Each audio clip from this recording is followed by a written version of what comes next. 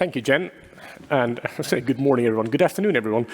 And welcome to LINX 122. I'm Kurtis Lindqvist. I'm the CEO at LINX. And I'm going to give you a little bit of an update of what we've been up to since February. And then there's going to be some more presentations following me that will have a lot more detail on all of this. So there's the cliffhanger for you to wait for the details. So just a bit of an update since last. We keep having growth across the board, up and to the right, which is, of course, we're very delighted for and very happy to see. We keep seeing a lot of growth in 100 gig. This seems to have been a little bit of shift towards 100 gig becoming the new black. And we start seeing interest in, but we still have quite considerable interest in 400 gig throughout the year or for later in the year. So that also seems to be coming on, as we've seen some member presentation on this over the last few LINX meetings as well. We still see quite a healthy number of applications come in. There still remains to be churn among our members, so the total membership growth might not be quite as is of course lower than the application levels are, but we continue to see a lot of applications, so that's very positive. And I'll come back to that in a second as well.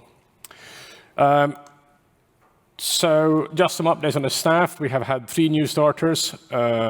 I'm going to have to turn around because I didn't take my glasses. So we have Henry and Arpad who joined the NOC.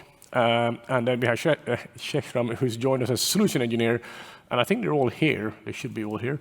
So yeah, Sheshram, I don't know if the NOC might not be here, but yeah, well done. So welcome on board and feel free to talk to them. We have had no leavers in this period, and we have 1 vacancy, which is in process improvement manager, that's been open for a while. An update on, I tend to talk about some of the regional ISPs, and I want to talk about LINX Nairobi. There's going to be an entire presentation on what's happened there since February, since we went live. We've had 21 applications or orders for Nairobi. We actually had some more this morning, so this is already outdated. And Inga is going to present later about the work we've done in Nairobi and what's happening there, but we're very excited about the growth we're seeing in Nairobi. It's well, I was going to say exceed our expectations, because of course we expected a huge success, but no, it's going we're very pleased with what's happening there, and you will have seen that we had the first content network connected. There's a few more coming, and of course then we'll start seeing traffic growth from that. We have a whooping average of 1 gigabit so far, but we expect that to grow as all these networks get connected. So that's actually very positive. We're very happy to see that and see the uptake in Nairobi about this. Some other things, and again, a lot of these details are going to be covered in more detail by Richard, I think. We have done the work on the MX960 migration in London continues. We've done a refresh of the Nova network and migrated to Nokia in Northern Virginia. We deployed the Bird 2 across all our LINX ISPs, and we have the OpenBGPD deployment as a secondary route service, as you might know about. We have the new site in Manchester live at Atlas Edge, and we are. I was slightly optimistic when I wrote this slide, because this is I wrote it I think 2 weeks ago, and I said deployment in Riyadh is very close to be deployed. The equipment is physically there, but it's not quite deployed as a live site yet, but it's very close. So that'll be the next exchange in KSA, and then that's going to be followed by Dammam later in the year. So there's been a lot of work around these deployments as well, and again, there's a lot of demand already building up for Riyadh, so we're quite happy and pleased about that as well. We talk about this. I've shown this tab before, and Richard's going to show this in more details. I promised Richard not to talk too much about this because that's still his slide. But we continue to see a lot of usage of the online portal features, which is very great because we invested in all this automation and the portal, and we had the portal sessions this morning where you could sign up with Mike and find out more what you can do about the portal. That now we have a lot of functionality that's available to all the members to do the self-provisioning deployment, which is very exciting, and the fact that it's being used and has been taken up so much is also, I think, it's fantastic, because that's actually real value for members.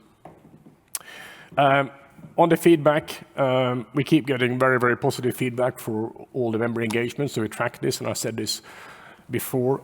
The SMT looks at this every month. It shares to the board every month. We look at the feedback we're getting from new members when you interact with sales, with NOC, with finance, and all the comments we get, and they keep remaining. And we're very pleased with the positive feedback and where they are issues raised or negative comments, we do go and try and understand what's gone wrong, and we learn from that. So we do take this on board as constructive feedback.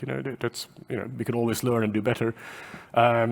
But overwhelmingly, we get very, very positive feedback. And I have to say, one thing that I always find very valuable is it's when you have these feedback systems, very often that you get a lot of constructive comments, let's put it that way, feedback on what you can improve.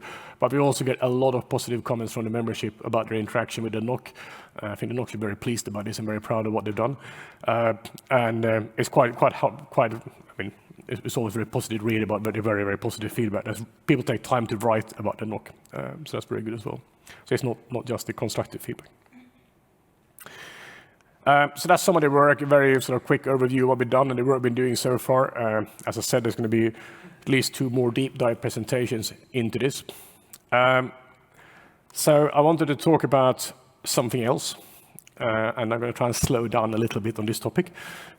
So last time I talked about the LINX MOU, and we explained that we had the issue in November, and we had the fact that the change we did led to unintended consequences because of other dependencies in the text, and we then had to have a second vote. And we were going to go back and evaluate this, and we did, and we continue to do this. And so I explained that the way that MOU has evolved, I think is the word to use, over time has meant that there's becoming a bit of a challenge to maintain the MOU or do any changes to it, because it's been changed so many times over the years, and there are a lot of dependencies. So Malcolm and the team has been looking at this together with our lawyers on what's the best way to resolve this. And there's a bit more issues about the MOU that we'll come to later. But we have concluded the best way forward is most likely to start from scratch and write a clean MOU that is structured in a way that can be understood and maintained. Now, saying that it sounds very simplistic. It is anything but simplistic or simple or easy or quick. And the fact that we even looking at this, of course, has its own risks. We don't try to diminish this. We think we're not taking this lightly by any means. So our intention is that we will, by the November meeting, present detailed problem statement, or so I say detail, I'm going to want to cue this up too much, but it's going to be a statement of issues and problems we have identified, and a draft MOU to resolve this. And then we're going to start consultation period with the members until May next year, where, assuming that everything goes well and that we get positive feedback from the membership, we will then vote on that to adopt that as a new MOU.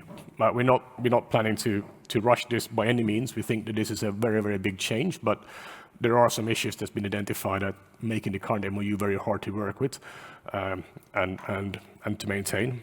So that's one of the big work items for the coming year, is to go through this. So in a year from now, if everything goes well, we will be voting on the new MOU. But there's a few steps, as you can imagine, there's a lot of steps between now and then to do that. And then I just want to do a quick update on LINX strategy. I do this every time, so I just change the slides a little bit. I keep reminding the membership of what we have identified as LINX strategy and what we think is the path forward in the process. So the process we do is that we build a 3-year strategy, and then the management together with the board build this based on the analysis we perform, the data we have available, which is market analysis, market data, external data, and a lot of the interaction with the members. And then for the coming 3 years, we evaluate that strategy against the performance in the market, what's happening around us, and the feedback we get on how well the strategy is working. We are here. So we adopted a new strategy last year. We evaluated this with the board earlier this year in March, and I'll come back to that in a second. We have also held a number of strategy sessions. We had them in August, both online and in person, where we presented this and we got feedback from the members. We held another one at the February meeting where we presented it. We got feedback and we discussed this with the members. And there's been actually very positive feedback and very positive discussions. And we plan to have more sessions and keep continuing doing this because it's a very valuable session for us to get feedback from the membership. And as I said, the process of developing this is that we have the membership survey that we do every year. We have the market data. member interaction, and of course the board members represent all of you. This all feeds into the market analysis. We have external analysis. External analysis tends to mostly be macroeconomic factors that we tend to use externally, and this all forms the strategy. And as you will have seen me present before, the strategy comes in 3 pillars essentially. They're not equal in weight or size. They're not supposed to be in priority order. They are just literally three distinct buckets. And as part of this, very much is to strengthen and grow in the current business and to ensure we continue to deliver value to our members. In any market, for anyone, there is not a static environment, right? The substitutes and competition will change and rise, and therefore we need to follow that to continue to yield value to the membership, right? And also optimizing a lot of what we do and how we do it to continue that we can do this in a competitive manner is also very important. So that's the three pillars. I showed this before, so we call them sustain, optimize, and grow, which is to ensure that we sustain the value we deliver to members, to optimize how we do this and what we do, and then last is more the long-term growth of ensuring that we evaluate topics that can become relevant for us in the future, to create a strategy for them where needed. So we review this in every March. We did this in March again with the board. We have agreement in general that the strategy is still valid. We believe that it's still yielding results as we had expected it. We are making progress on delivering what we had set out to do. I think that the only area we're probably to be honest to ourselves, we haven't made as much progress as we maybe had hoped is in the grow pillar, what is called third horizon topics. So that is things that may become something for you in the future. Although we are making quite a bit of move in that as well. We're making some since we had this in March, I think we have done a lot of work in that area as well. So we are starting to see progress there as well. And we had a lot of discussion in the board about, and maybe this is at some point is going to be a topic for a session here, is what is actually going to drive the future of traffic growth, not just for LINX, but for any one of us. And I think that's probably a topic that we can discuss for a long time. But fundamentally, driving traffic growth is what's interest for everyone from the broadband providers to the content providers to the exchange points, of course. And how will that traffic happen, and where will the traffic growth be seen, right? Because a lot of growth we see today happens inside access networks, and very little is actually dealt with over interconnection. So that's some of the topics for the future. So that was the very much the whirlwind summary of what we've been doing for the last quarter. Any questions on any of this? Yeah, sorry, Rob. Rob is sitting just under the lights, so struggling to see you. My apologies for sitting in the wrong place. With the proposed timetable for the MOU changes. Sorry, say. With the proposed timetable for the MOU changes. Yeah. You've got a consult in the February meeting and then us voting on it in the May meeting. Is there not going to be a presentation and a Q&A session and meeting between those? Yes, so November was the first session. So November, we're going to make the first consultations. We'll release it by the November meeting, present it and do a Q&A. And then we'll do a second one in February. Right. And if needed, if we need to do it in between, we'll do it in between. I mean, we'll do as many iterations. We'll do as many practical iterations as we can do between now and May, right? But it's also, I don't think, if turns out to be massive opposition, we're not going to put it forward in May either, right? But I mean, I don't hope we're not going to get to there. We have explained the changes and the rationale for it well enough so it won't be an issue, right? But that's the intention. So, yeah. Any other questions? No? Okay. In that case, I will hand back to Jen. Thank you.